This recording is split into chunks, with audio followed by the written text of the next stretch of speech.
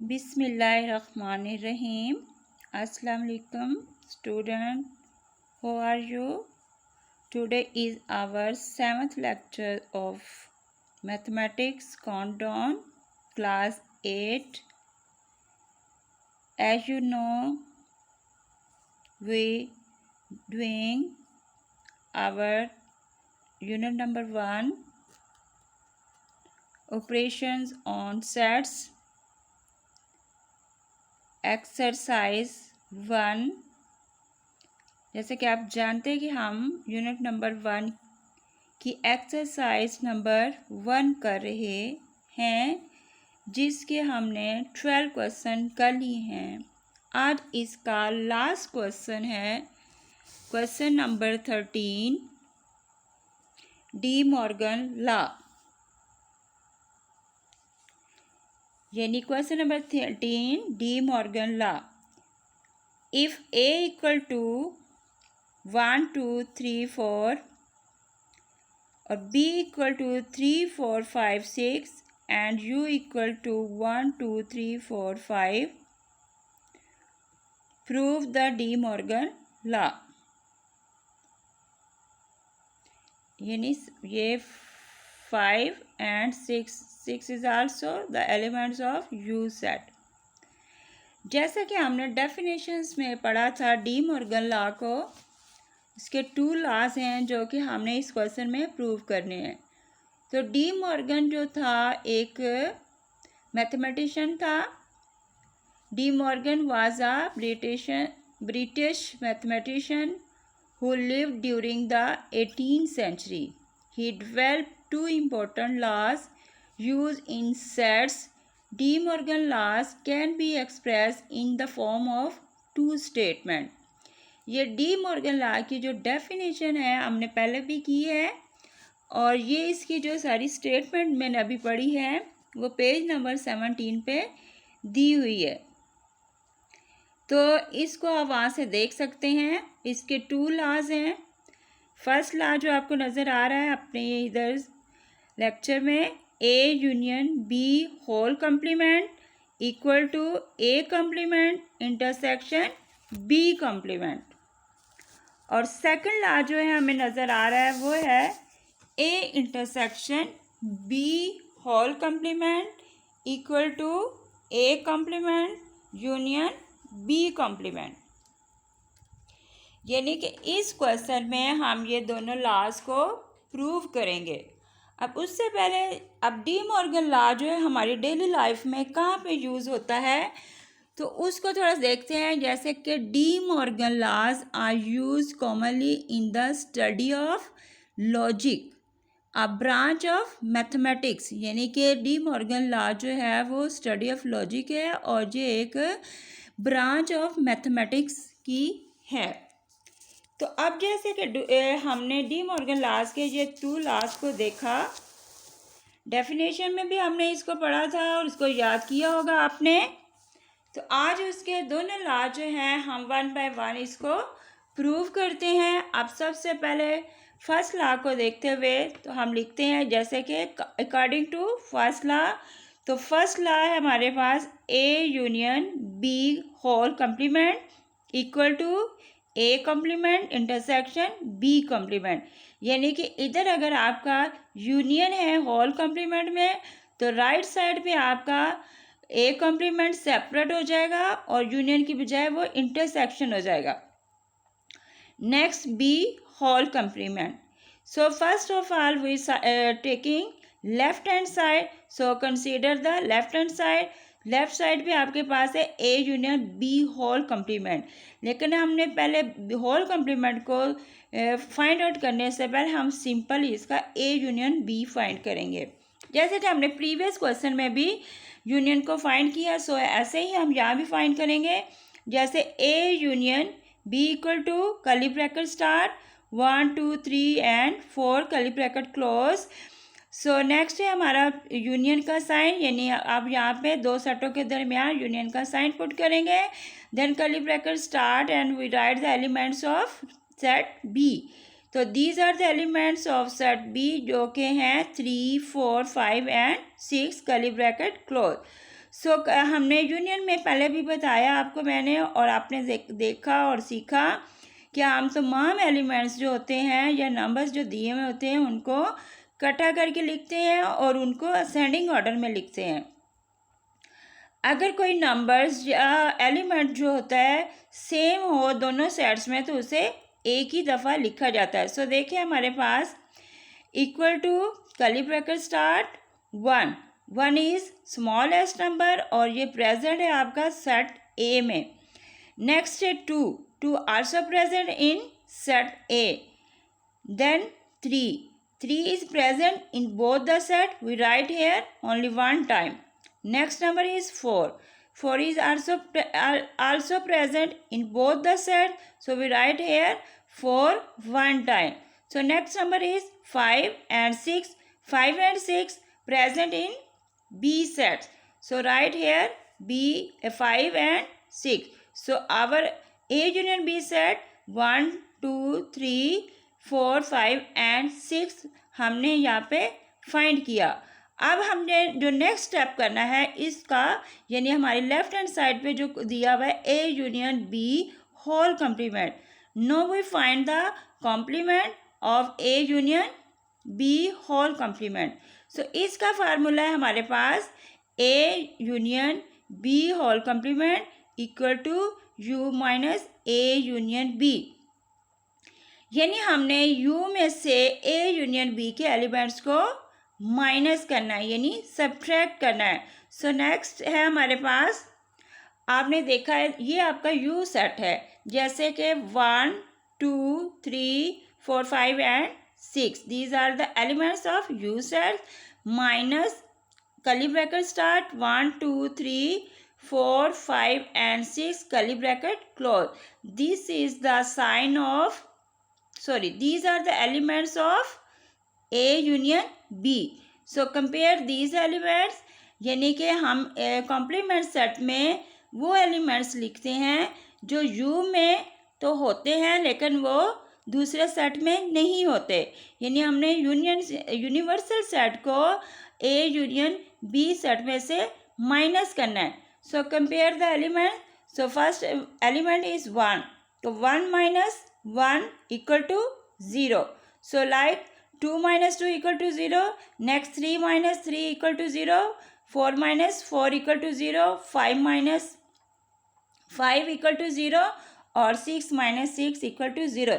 यानी कि जो एलिमेंट्स हमारे पास यूनिवर्सल सेट में है सो वही हमारे पास एलिमेंट्स है ए यूनियन बी में।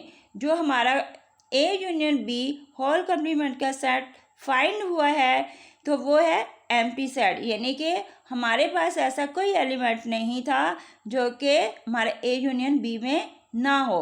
सो इस तरह हमारा जो फर्स्ट रिजल्ट निकला लेफ्ट हैंड साइड का वो है empty set. No we consider the right hand side. अब हम क्या करेंगे, राइट हैंड साइड को लेके उसको सॉल्व करेंगे।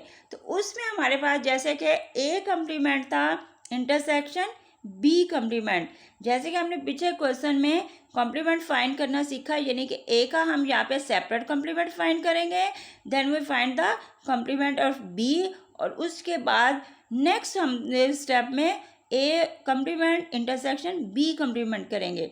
सो सबसे पहले हमारे पास है A complement equal to U minus A, यानी ए कॉम्प्लीमेंट फाइंड करने के लिए हमने क्या किया, यू में से ए को माइनस करेंगे।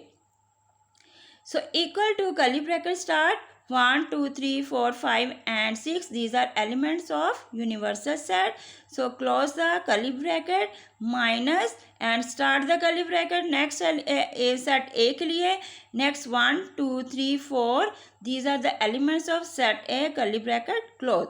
अब नेक्स्ट स्टेप में हमने क्या करना है, जो U में से A को माइनस करेंगे।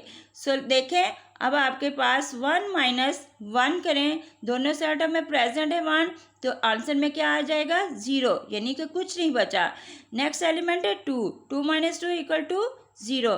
नेक्स्ट है आपके पास 3 minus 3 equal to 0। Next number is 4, 4 minus 4 equal to 0, यानी कि ये चारों एलिमेंट्स जो हैं हमारे यू में भी हैं और ए में भी हैं। तो नेक्स्ट एलिमेंट देखें 5 एंड 6 जो है वो यूनिवर्सल सेट में प्रेजेंट है, बट वो जो है ए सेट में नहीं है। सो हमारा आंसर जो होगा ए कम्प्लीमेंट का वो आएगा 5 एंड 6। तो हमारा ए कम्प्लीमेंट फाइंड हुआ 5 एंड 6। नेक्स्ट हम फाइंड करेंगे बी कम्प्लीमेंट को।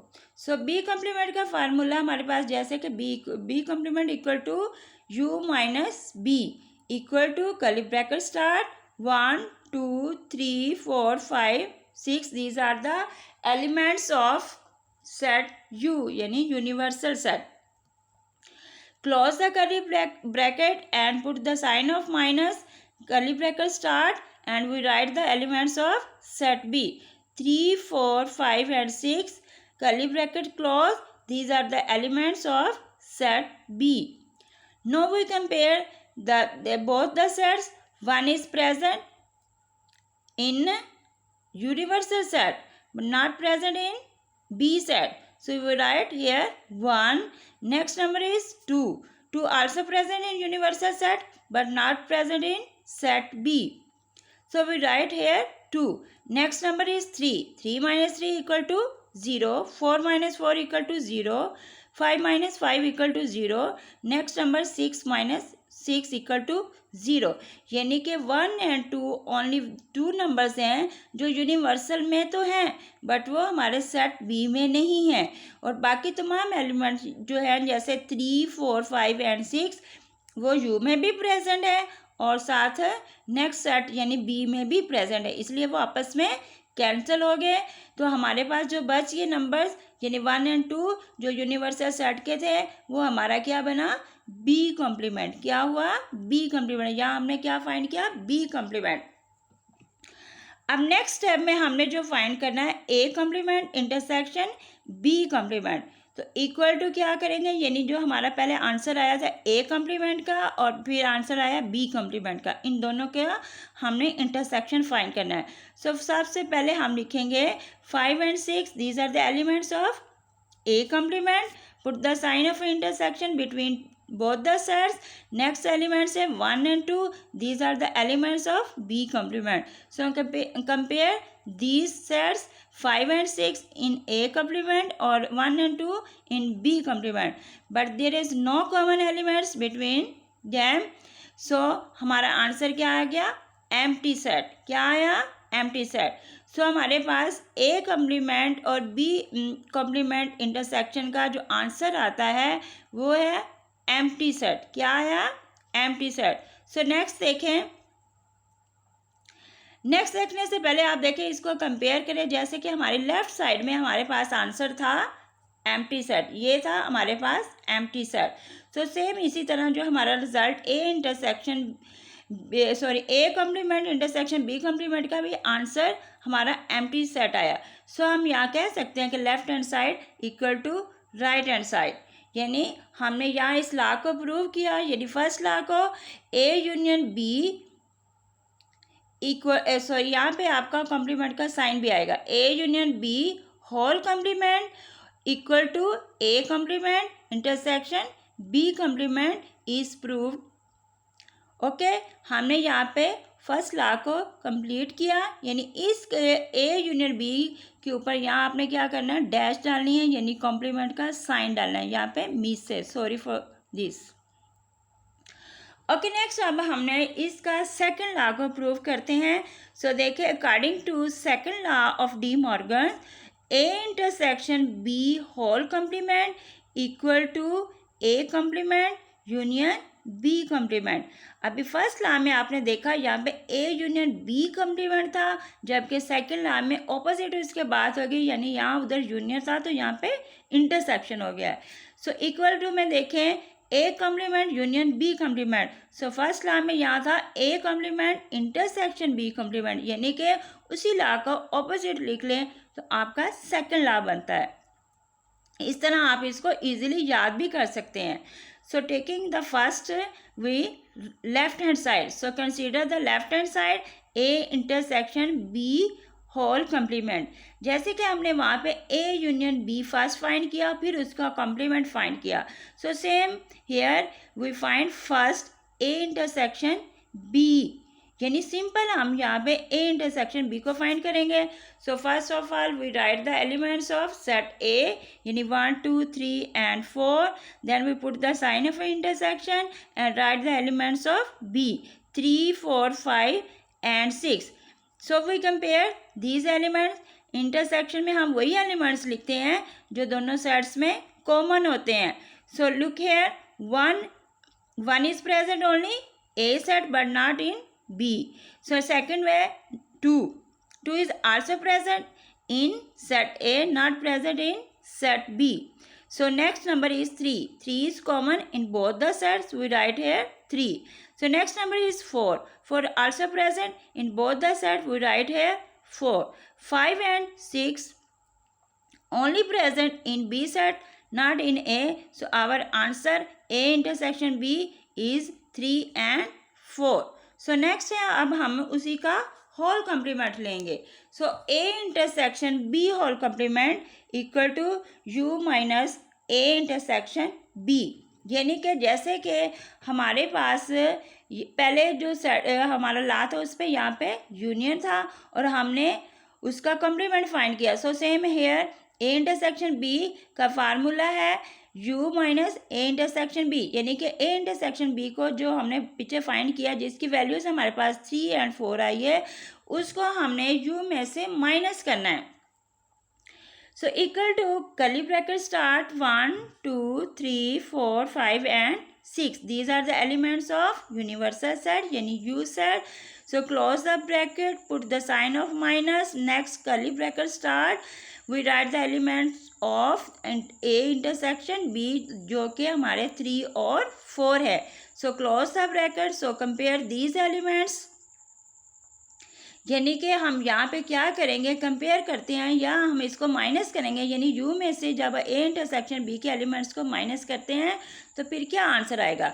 सो आप देखिए 1 माइनस आपका 1 जो है u सेट में तो है बट वो A इंटरसेक्शन B में नहीं है. So we write here 1. Next number is 2 also present in u set not in A intersection B. So next number is 3 also present in universal set and also in B, यानी कि आपका A intersection B set पे भी है. तो 3 minus 3 equal to क्या हो गया 0, यानी कि ये आपस में कैंसिल हो गए. सो नेक्स्ट नंबर है हमारे पास 4 is also present in both the set.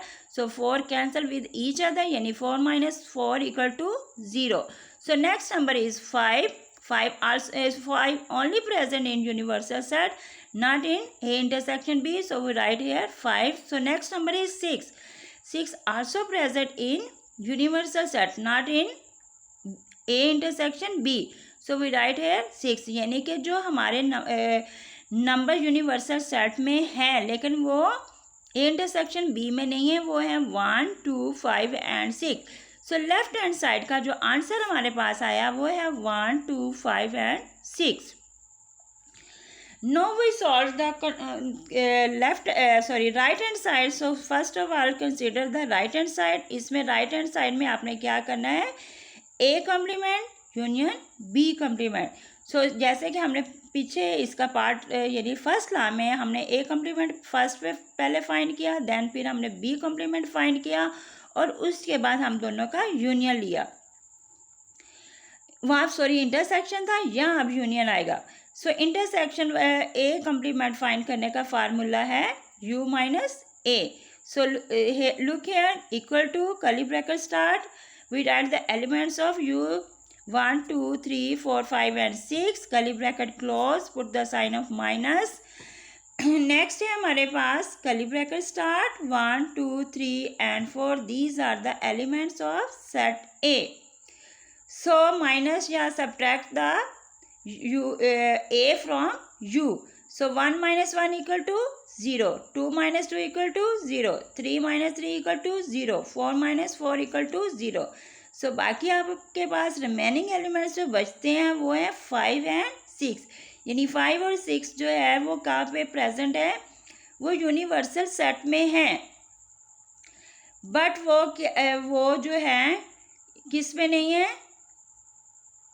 A set पे प्रेजेंट नहीं है. जो हमारे पास आंसर आया वो है 5 and 6. अब यहाँ पे देखें हमारे पास जो एलिमेंट्स बचे वो हैं 5 एंड 6। ये किसका आंसर आया? ए कॉम्प्लीमेंट का। सो नेक्स्ट देखें हमारे पास बी कॉम्प्लीमेंट हम फाइंड करेंगे। बी कॉम्प्लीमेंट फाइंड करने का फार्मूला है u minus B. So we write here equal का साइन पुट करेंगे, curly bracket start 1 2 3 4 5 and 6। These are the elements of universal set, bracket close minus bracket start यानी curly bracket start, और write here we write the elements of set B. So 3 4 5 and 6, these are the elements of set B. So compare these the sets, यानी आप subtract करेंगे u को, यानी आप subtract करेंगे यहाँ b को u में से। सो देखें 1 माइनस 0 इक्वल टू 1, यानी 1 जो है आपका यूनिवर्सल सेट में तो है, b सेट में नहीं है। सो नेक्स्ट नंबर है हमारे पास 2 is present in universal set but not present in b set.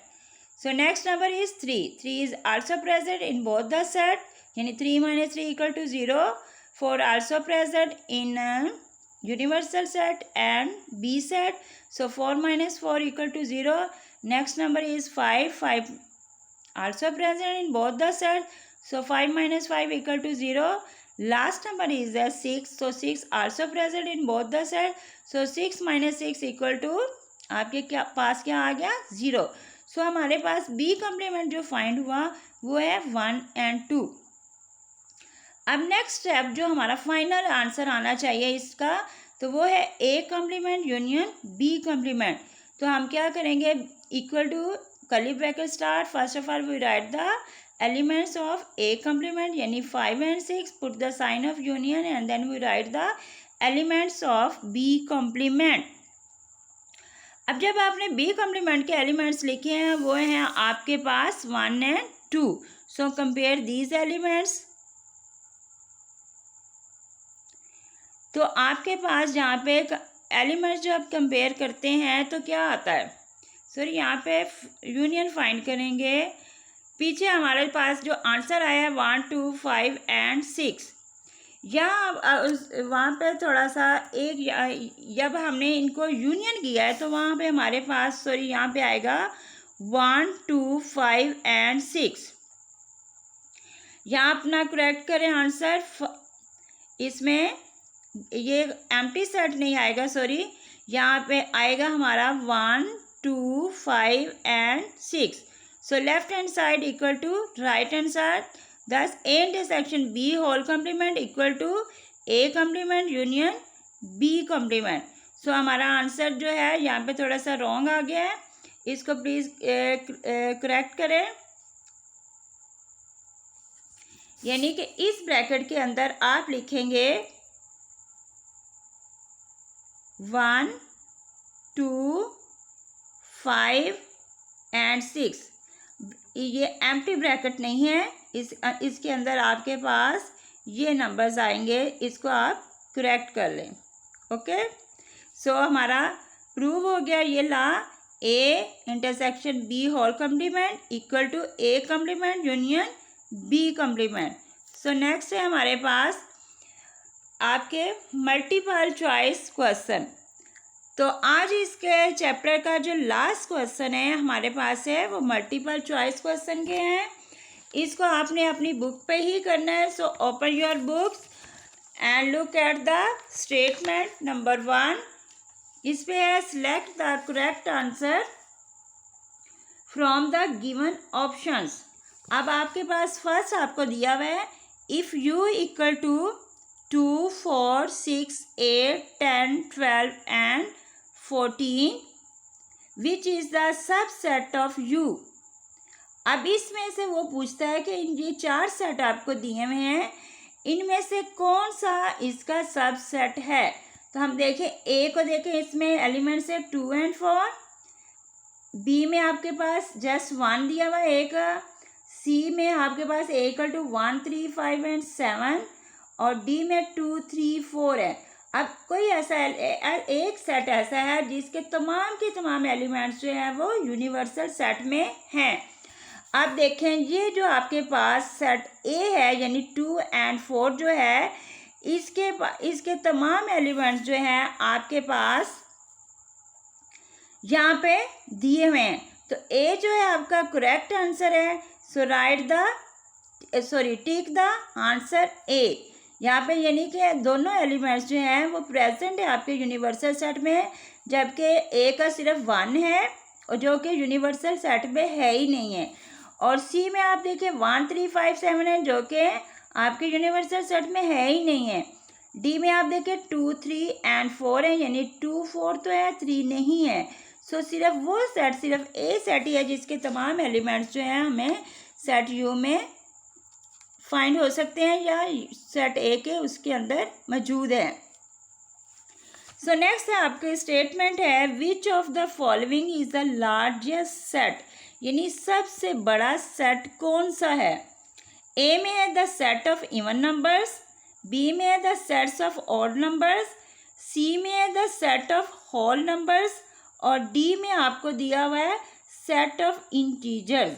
अब सेट ऑफ इंटीजर्स जो है वो आपका वाहिद आपका है जिसके अंदर तमाम नंबर्स हैं, यानी उसमें पॉजिटिव भी नंबर्स हैं और नेगेटिव भी नंबर्स हैं, जो कि तमाम सेटों से बड़ा है। इवन नंबर में जस्ट आपको पास 2 4 6 8 सो ऑन होगा, ऑड में 1 3 5 7 होगा और होल सेट में आपके पास क्या होगा 0 1 2 3, जबकि इंटीजर्स में आपके पास पॉजिटिव भी सारे नंबर्स होंगे, 1 -1 -2 नेगेटिव नंबर्स है और पॉजिटिव जैसे 1 2 3 सो ऑन।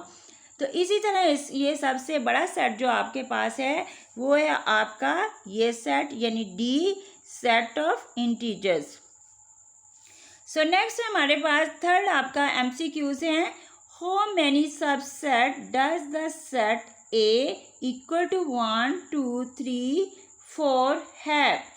अब उसने कहा कि आपके पास एक सेट है जिसके एलिमेंट्स हैं 1 2 3 4, यानी कि उसके 4 एलिमेंट्स हैं, तो इसके कितने सबसेट बनेंगे। इसमें वही बात आ गई जो हमने सबसे पहले इस सेट में पहले सबसेट में इसका फार्मूला अप्लाई किया, पावर सेट बनाते हुए भी इसका फार्मूला अप्लाई किया, यानी आप यहाँ पे देखें 2 पावर n करें तो 2 पावर n का मतलब यहाँ है 2 की पावर 4।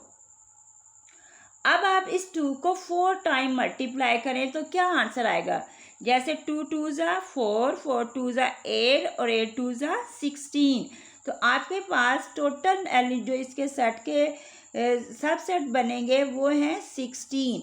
यहाँ पे आंसर जो हमारा आया वो है 16, जो टिक द बी पार्ट, यानी B option is the right answer, so tick B.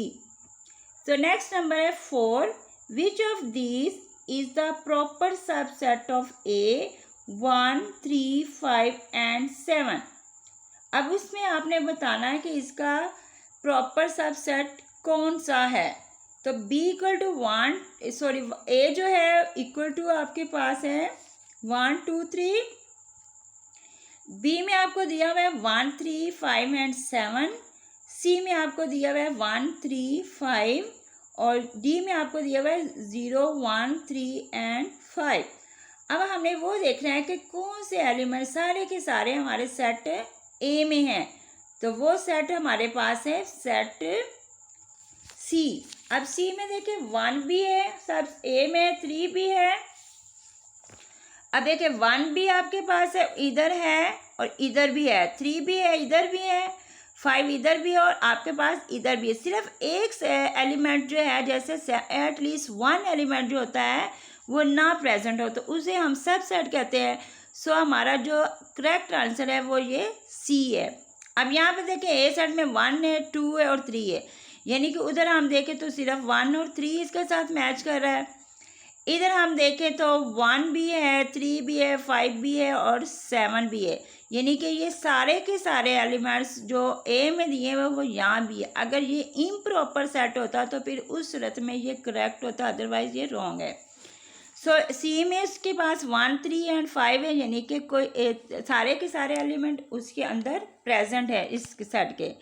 और अगर आप डी में देखें तो वहाँ पे है 0 1 3 5, जबकि ए सेट में 0 है ही नहीं। सो इस तरह यह भी इनकरेक्ट है। So correct answer is C. So take the C.